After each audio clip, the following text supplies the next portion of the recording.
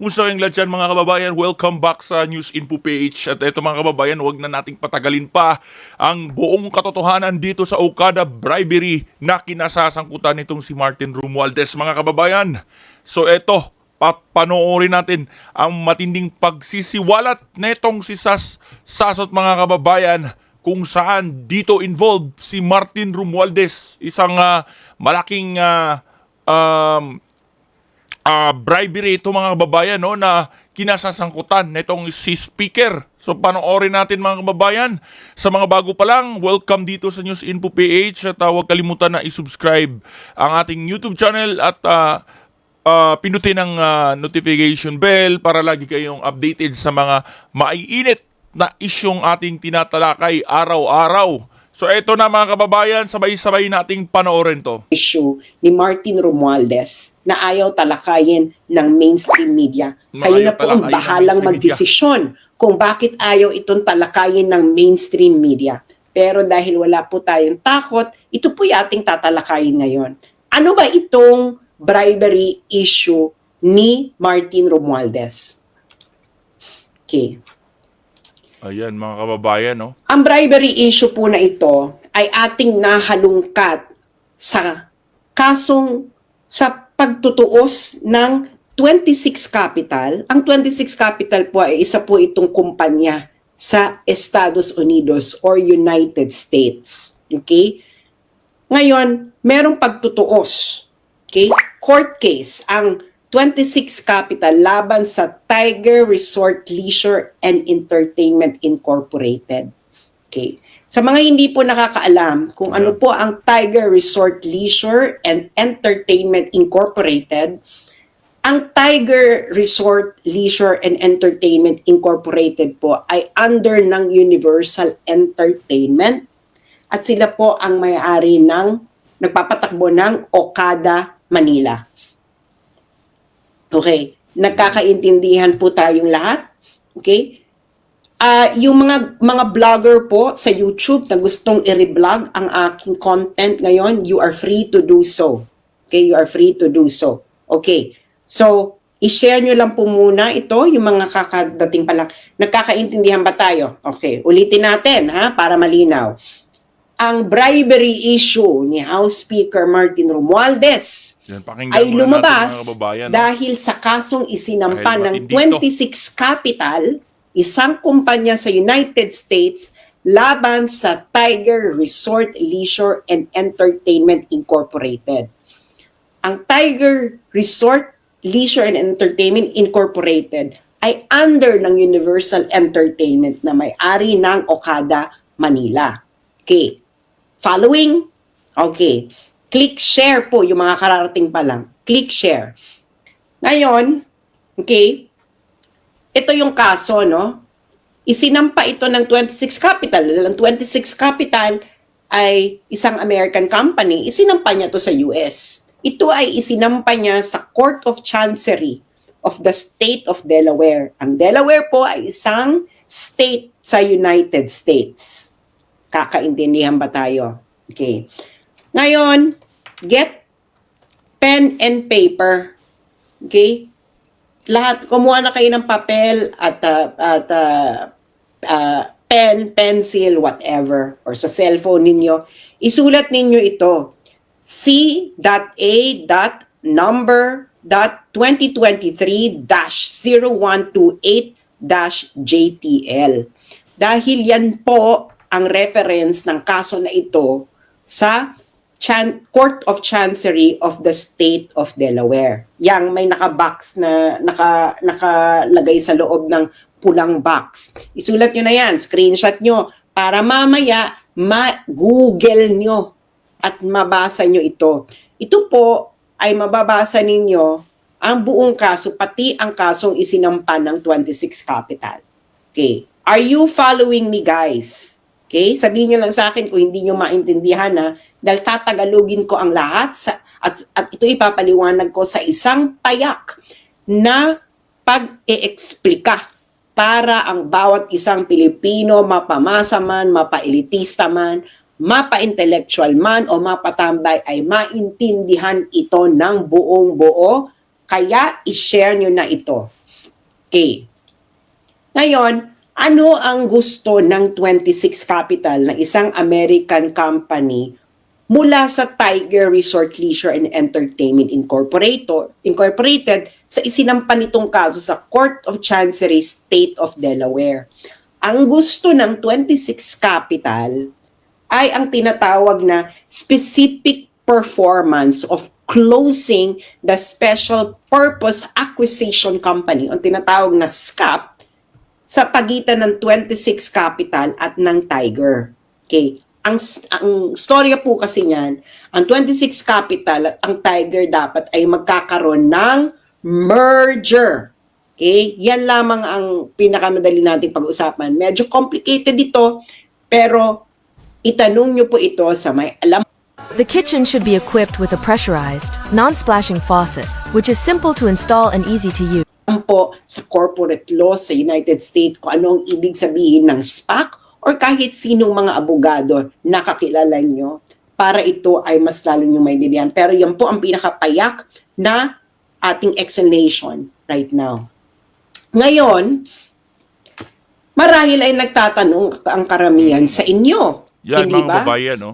Yan din.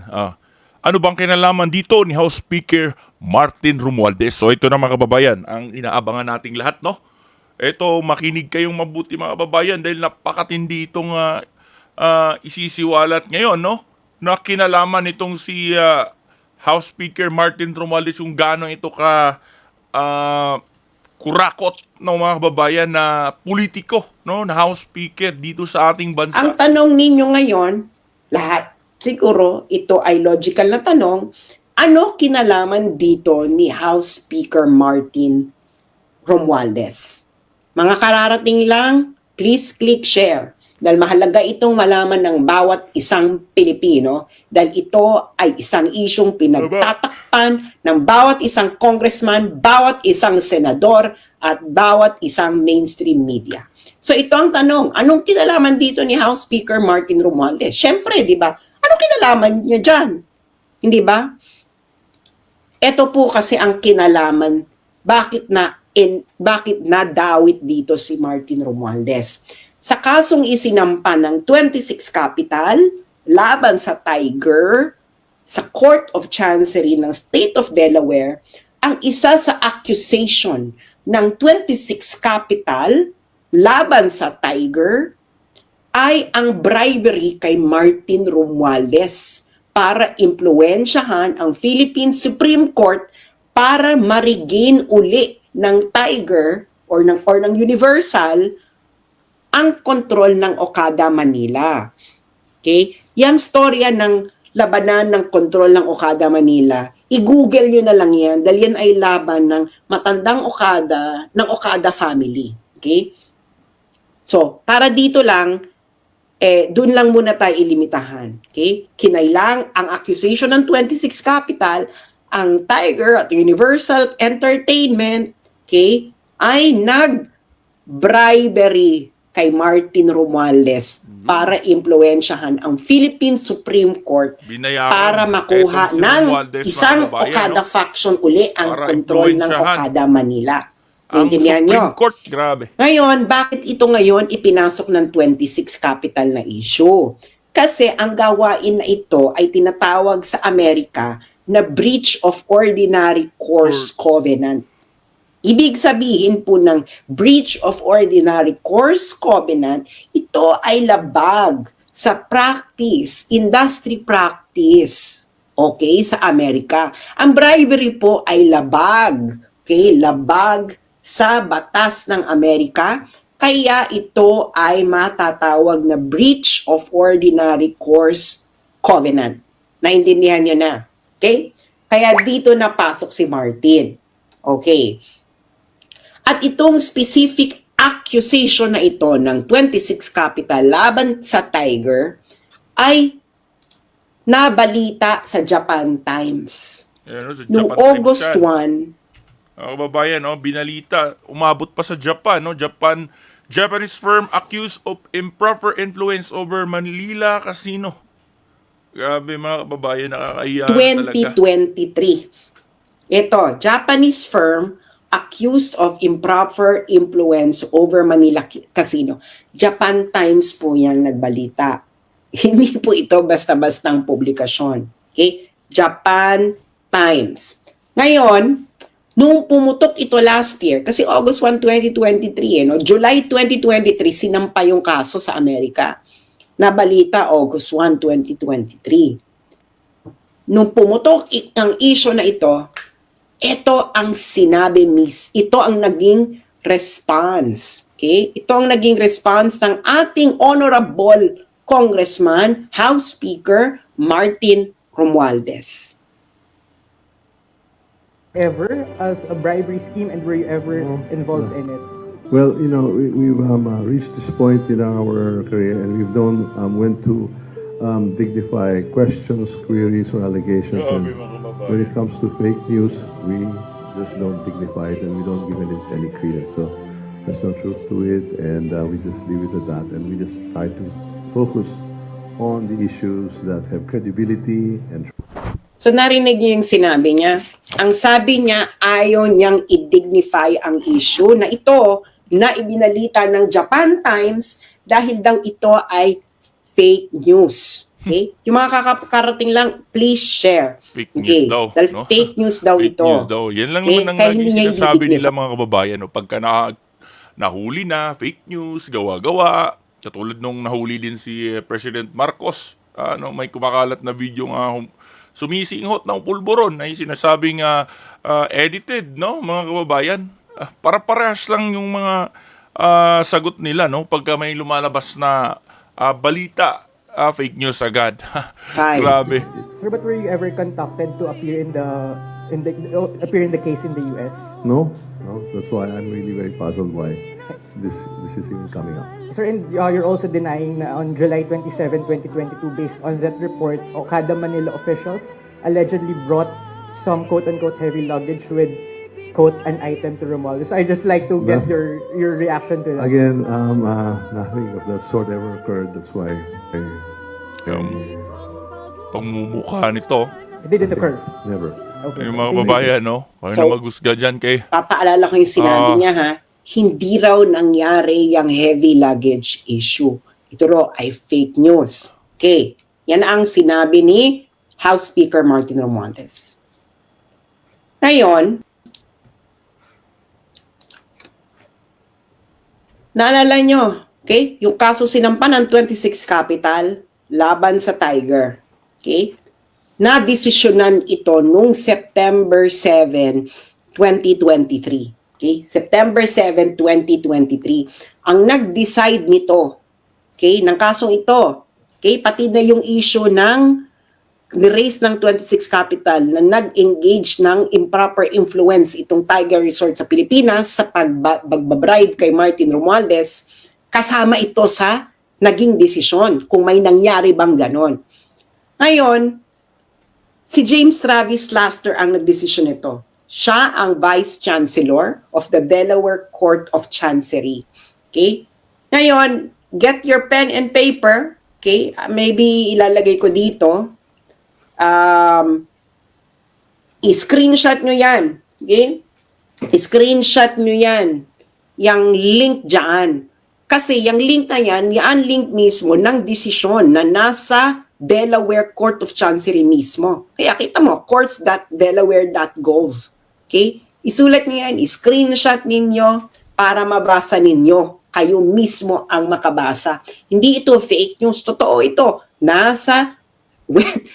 It is a decision na sinulat ni James Travis Laster, Vice Chancellor of the Delaware Court of Chancery. Ito po ay korte sa Amerika. Okay? Korte po ito sa Amerika. Tapos sasabihin, Yan, fake screenshot news. nyo yan. Okay? Yung mga kakarating pa lang, please, click share. Pag-usapan nyo itong kayong magpapamilya. Okay. Now, let's now go to the decision. Okay? Okay. Ang pupuntahan natin dito is factual background. Okay. Okay. Dito sa factual background. Dito sa factual background, mga kababayan, trial took place over 5 days. 13 facts witnesses and 4 expert witnesses testified. The parties introduced 2,281 exhibits, including deposition transcripts from 29 individuals. Ayan, Sinabi mga kababayan, dito yung na factual ang background trial, itong issue na ito ito. ay umabot ng 5 days. Meron silang 13 fact witnesses, 4 expert witnesses, at meron ding 2,281 exhibits kasama na ang deposition, transcript ng 29 na individuals. So nagkaroon ito ng proper trial Baka. para madetermina ang mga facts. Okay? Kita nyo ba yan? Nakikita ninyo? Okay. 5 days of trial, 13 fact witnesses, 4 expert witnesses, 2,281 exhibit, kasama ang deposition, transcript, mula sa 29 individuals. Okay, hihimay-himayin natin ito ha. Kaya itong si Martin Romualdez, mali siya na sinasabi niyang fake news ito. Dahil ito ay factual background Tama. nung kaso na isinampa ng 26 Capital talaga. laban sa Tiger. Okay? At itong factual background na ito ay dinetermine ng isang huwes sa Amerika na si James Travis Laster na Vice Chancellor ng Delaware Court of Chancery. Okay. So, ang relevant dito kay Romualdez ay yung page 36. Page 36 nung desisyon ni Laster. At ang title nung part na yon ay yung The Dodgy Bargain. So, hihimayin natin to paragraph by paragraph. Okay. So, makikita nyo dyan, no? Ewan ko kung malinaw sa inyo yung link nung kaso. Basta, ulitin natin para ma-screenshot ninyo, masulat nyo sa papel. Okay? Para, ayan. So, para masulat ninyo sa papel at kayo mismo ang pumunta sa korte mismo ng court ng Delaware Court of Chancery para kayo na mismo kapag-download. At ang relevant kay Romualdez dito ay page 36. Okay, page 36. Okay. Dapat masubaybayan Okay. Hihimay-himayin natin ngayon itong factual determination. Pupunta tayo paragraph by paragraph. Okay. Paragraph 1. Okay, ng part na the dodgy bargain. Ang ibig sabihin ng dodgy ay suspicious, not above board, illegal, pangit, tsaka, ano ba mga pwedeng dodgy? Kaduda-duda, hindi kaaya-aya. Yan. Chararat. Okay. Okay, ito yung paragraph 1. Sabi sa paragraph 1, itong Universal at yung Tiger, okay, they attempted na makuha uli ang control ng Okada, Manila through a judicial process. Okay? Ngayon, yung Tiger, nag-file na sila ng motion for reconsideration sa Supreme Court. Okay? Kaso nga, nagkaroon ng takeover na yung matandang Okada. Okay? Ngayon, yung pagkatapos ng takeover, yung Tiger, nag-file sila ng supplement noong June 9, 2022 sa Philippine Supreme Court. Yung Philippine Supreme Court, deadma, hindi sila nag-respond doon sa isinampang motion ng Tiger. Ngayon, ito ay paragraphs 2 and 3. Ngayon, nung June 3, 2022, okay? Again, ito ay facts. Facts. Okay? Na dinitermina ni James Travis Laster, Vice Chancellor of the Delaware Court of Chancery, sa isang hearing, totoong trial, hindi ito kangaroo court na katulad sa Philippine Congress. Noong June 3, 2022, si Michelle Lazaro, okay, ay nag-suggest ng isang alternative sa judicial process. Okay? Si Lazaro ay director ng Tiger at corporate secretary rin siya ng Tiger. Okay. Yung isang director din ng Tiger na si James Lorenzana, kasabwat ni Lazaro, ay pareho daw nasa elite circles ng Pilipinas. Ngayon, itong si Lazaro, si James Lorenz, si Michelle Lazaro, nag-email siya kay Asano, Takeuchi, at isa pang Universal Director. In-explain ni Michelle Lazaro sa mga Hapon na ito, okay, na siya, si Michelle Lazaro at si James Lorenzana ay may isang relasyon sa isang common friend na isa daw key figure sa Philippine politics na tumulong na rin daw dati sa Universal. Okay? At ito raw ang best option ng Universal para makuha uli ang kontrol ng Okada. Okay. Yung batang Okada yan. Okay. Ngayon, ang sabi ni Michelle Lazaro sa email, the key person, our common friend, feels that my involvement moving forward is indispensable, such that he was reluctant to provide further assistance or to pursue any potential partnership unless her concerns were addressed. So ang sabi ni Michelle Lazaro, kailangan si Michelle Lazaro sa deal na ito. So ang ibig sabihin niya kung anong kailangan involved si Michelle Lazaro, yan ang sinabi daw sa kanya ni Martin Romualdez. Ano ang evidentiary, anong evidence ang nakuha nila dito? Yung email mismo ni Michelle Lazaro. Okay? Kasi sa Amerika po, meron pong tinatawag na discovery proceedings. Okay? Ibig sabihin ng discovery proceedings, lahat ng evidence na kailangan mo sa kalaban mo ay pwede mo makuha, emails, text, etc. Kaya nakita nyo yung ano ni Amber Heard saka ni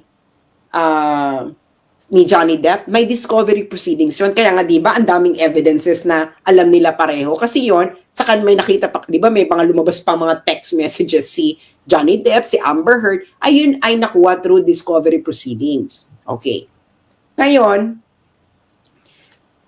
ang sabi ni Michelle Lazaro, ang common friend daw na yun, okay, ay si Martin Romualdez, Speaker of the House for the Philippines. Ito ang sinulat mismo ni James Travis, Vice Chancellor ng Delaware Court of Chancery. Ang common friend daw ay si Martin Romualdez, na Speaker of the House for the Philippines, nephew by blood ni Philippine First Lady Imelda Marcos, nephew by marriage ni former Philippine President Ferdinand Marcos, pinsan ni Philippine Senator Amy Marcos, at pinsan din ni Ferdinand Bongbong Marcos. Okay? Yung JX674 na yan, evidence yan.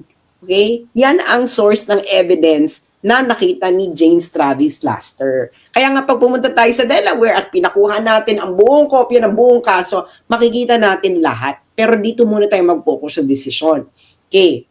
Ngayon, sabi pa ng ang nakalap na fact ng Vice Chancellor ng Delaware Court of Chancery para ma-confirm ni Lazaro ang kanyang connection. Itong si Lazaro, Michelle Lazaro, nag-text siya kay Takeuchi, yung Hapon, no, ng Universal, ng 2 pictures ni Lazaro kasama si Romualdez. Okay. Ngayon, sabi daw ni Lazaro sa text, yung pangatlong individual doon sa picture ay ang chair ng Philippine Gaming Commission. Sino yan? Si Altenco. Okay. Ngayon, sino to si Michelle Lazaro at James Lorenzana? Ayun. At bakit nga ba ito malapit kay Martin Romualdez? Okay.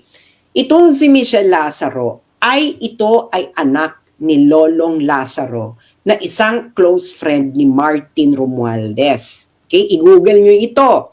Nung namatay si Lolong Lazaro, itong si tatay ni Michelle Lazaro, itong si Martin Romualdez ay nag-deliver pa ng eulogy sa pagsalamay ng tatay ni Michelle Lazaro. Itong si James Lorenzana ay fraternity brad ito ni Martin Romualdez sa Upsilon Sigma Phi. Kaya ganyan sila kalapit kay Martin Romualdez. Okay. Paragraph 5. Ngayon, yung email ni Lazaro ay meron daw term sheet. Okay, ito ang mga demands ni Lazaro.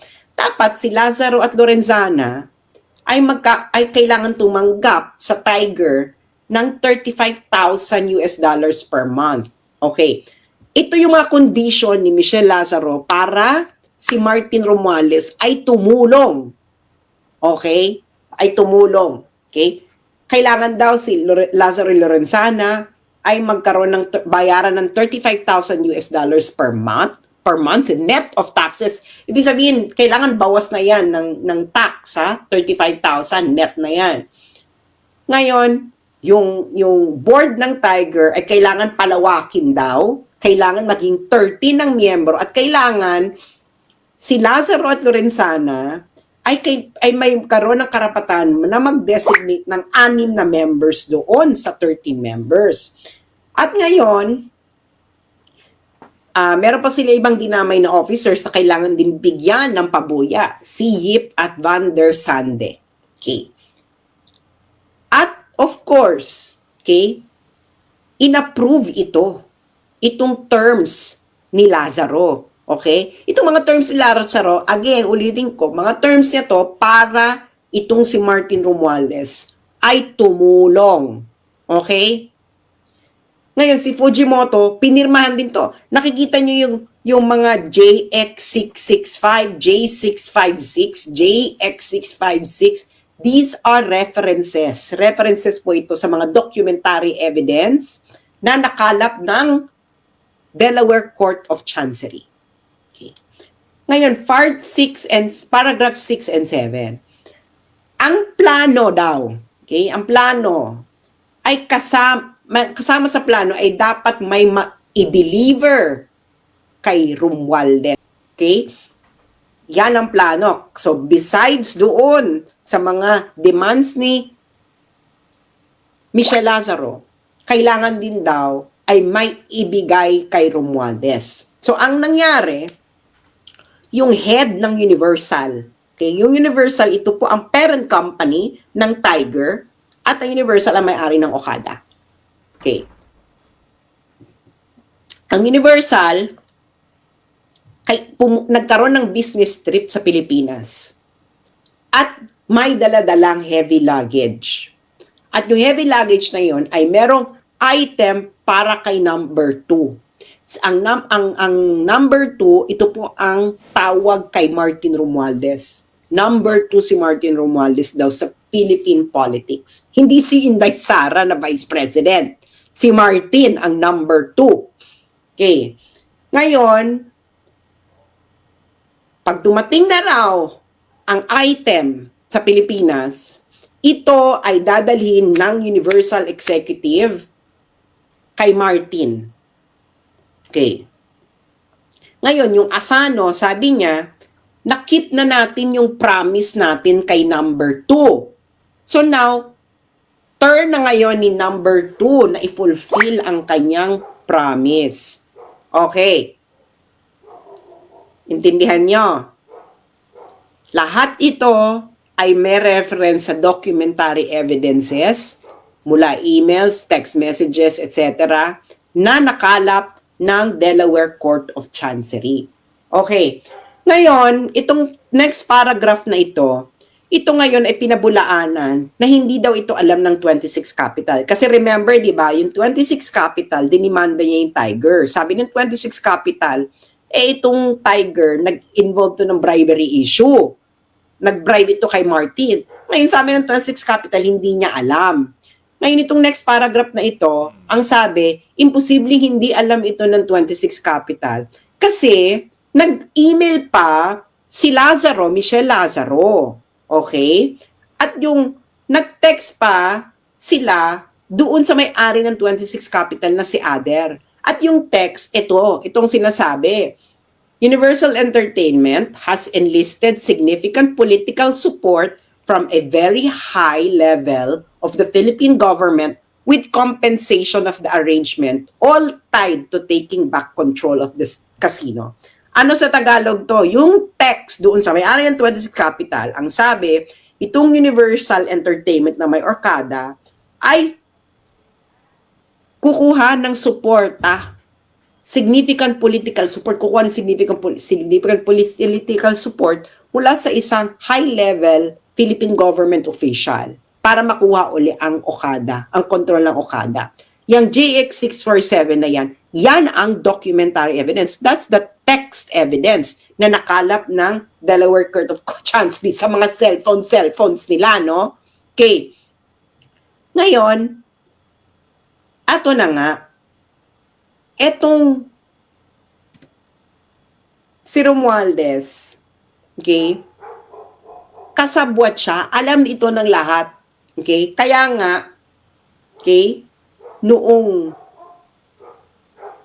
July 27, 2022, yung executive ng Universal na si Sato Nobuki, nag-travel mula Japan papuntang Pilipinas. Okay. Ngayon, isa pang executive ng Universal, si Hajime Tokuda, ay nag-schedule ng meeting kay Romualdez nung susunod na araw, July 28, 2023. Yang JX730 na yan, documentary evidence yan. Okay, na nagtitrace na may talagang meeting na nangyari, may setup na meeting na nangyari. Kaya pag pumunta kayo ng Delaware Court of Chancery at kunin nyo ang buong kopya ng kaso documentary evidence, makikita nyo lahat kung ano yung JX730 na yan. Okay. Ang meeting daw ay nagtagal ng 90 minutes. Okay. At ito pa, si Romualdez, before siya pumunta ng meeting, nanggaling pa daw ito sa pag-i-inspect ng earthquake disaster area sa Luzon.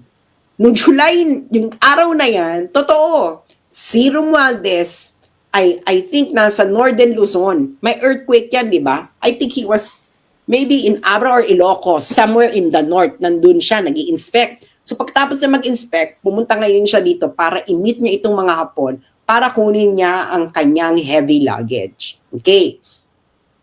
Ngayon, so, ginawa ng Universal Executives, may binigay silang letter kay Romualdez. Ang sabi ng mga Hapon kay Romualdez, it would be a huge problem if the ruling by the Supreme Court was prolonged any longer. Sabi nila, magkakaroon daw ng problema pag pinahaba, pag tumagal pa ang pag-issue ng ruling ng Supreme Court. At ang sabi ng mga Hapon kay Romualdez, okay, gusto daw nila ng favor para sa mas maagang resolusyon ng Supreme Court. Okay.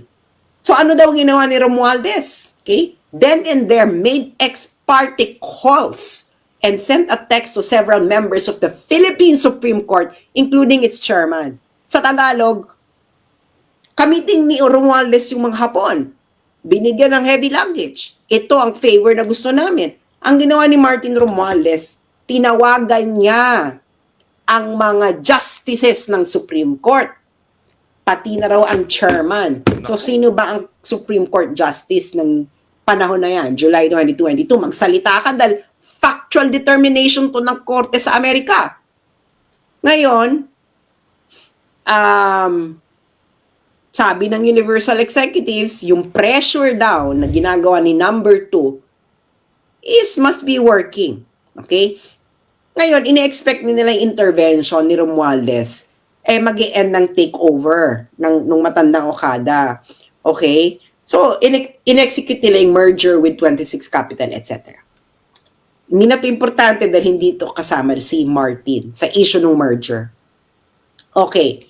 Sabi ni James Travis Laster, no one addressed the legality of this type of arrangement in the Philippines kasi illegal to sa Amerika.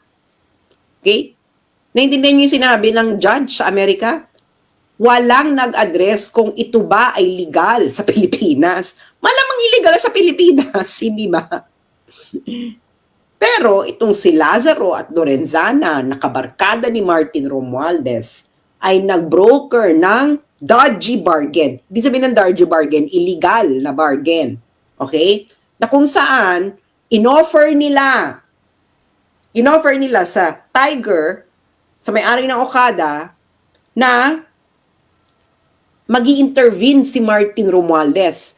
Basta si Lazaro at Lorenzana ay bibigyan ng increased control ng Tiger babayaran ng 35,000 per month, magkakaroon ng maipapasok silang mga tao sa Tiger Corporation at ang pinakahuli ay dapat may ibigay kay Romualdez. Uulitin ko, ito ay fact. Pwede mo malaman yung sira ng kotse mo na hindi ka niloloko ng mekaniko using your own OBD2 scanner. Kahit katulad Actual determination na ginawa ni James Travis Laster, Vice Chancellor of the Lahat ng Delaware mga Court of sinasabi nito ni Sasot mga babayan ay hindi lang niya gawa-gawa, no? Ito ay factual nga galing kay James Travis Laster ng Delaware Court mga kababayan, no? So ito buong katotohanan ito mga babayan, no? At sabi nga dito ni Sasot ay pwedeng puntahan ito doon sa Delaware Court at makakuha ng kopya, buong kopya, no, ng bribery na nangyari dito mga Ngayon, kababayan, kung saan etong si Martin Romualdez ang nasa likod nito mga kababayan, no, kumbaga binayaran itong si Martin Romualdez para dun sa issue nung Okada eto na, mga kababayan. ang maganda. Noong trial daw, ito paragraph 13, noong trial daw, itong Universal, yung mga Hapon, okay? Iniiwas nila na bribery yung ginawa nila, na yung heavy luggage ay bribery kay Martin Romualdez. Okay. Sabi nila, sabi nung mga Hapon, ng mga witnesses, yung heavy luggage daw ay mga dokumento lamang daw ang laman. Ito daw ay document ng mga court cases. At kailangan daw itong dalhin by hand, okay? Kasi wala daw printer. Wala daw printer ang Tiger. Okay? So, sobrang Kasi yaman, yung printer, Tiger, wala, no? nung nasipa Grabe sila mga sa Okada, ng kalusot yan. matandang Okada, nawalan na raw sila ng printer. Kaya kailangan daw, i-print daw ng mga Hapon sa Japan ang kopya ng mga kaso at i-deliver sa loob ng luggage. Anong sabi ni James Travis Laster sa palusot na ito ng mga Hapon na witnesses? Anong sabi ni James Travis Laster? Ayan, inilagay ko sa pulang box. The testimony was not credible.